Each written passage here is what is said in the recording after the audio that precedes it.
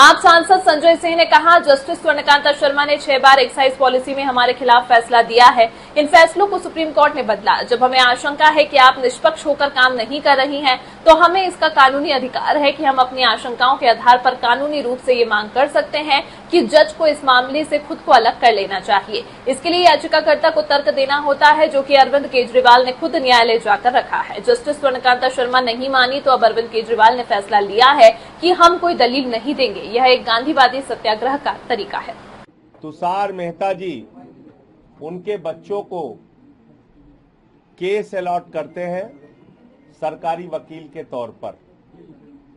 Number 3, justice स्वर्णकांता जी ने 6 बार excise policy के मामले में हमारे खिलाफ फैसला दिया है, जिन फैसलों को सुप्रीम कोर्ट ने बदला है।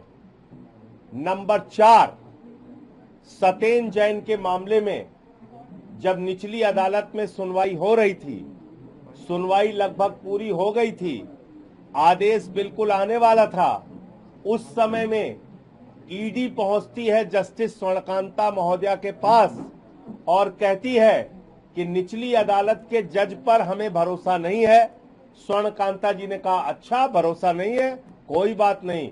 तुरंत उन्होंने निचली अदालत का जज स्वर्णकांता जी ने सतेन जैन के मामले में बदल दिया। तो जब हमारा एप्रहेंशंस है, हमारी आशंका है कि आप बायस्ड होके इस मामले में काम करेंगी, तो इसका कानूनी अधिकार अरविंद केजरीवाल या किसी भी याचिकाकर्ता को भारत में है कि वो अपनी आशंकाओं के आधार पर कानूनी रूप से ये मांग कर सकता है कि जज महोदया को या महोदय को इस मामले से अपने आप को अलग कर लेना चाहिए।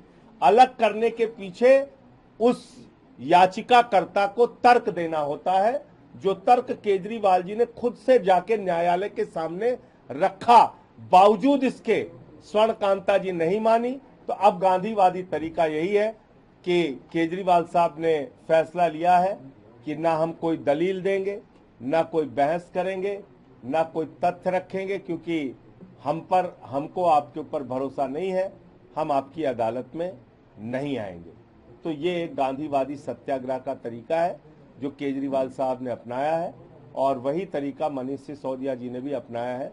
उन्होंने भी कह दिया है कि हम नहीं जाएंगे अदालत के सामने।